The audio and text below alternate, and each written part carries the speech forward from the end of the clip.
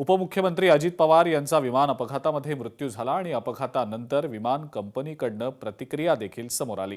हे विमान 100% सुरक्षित होतं। विमानाचा क्रू सुद्धा बऱ्यापैकी अनुभवी होता।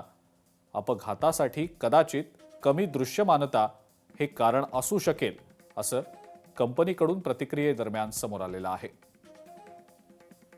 You know, he made an approach from runway 29, and then he carried out a missed approach, after which, again, he tried to make an attempt from runway 11. This is what I also have no contact with the pilots.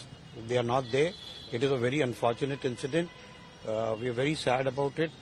We are trying to first be with the family,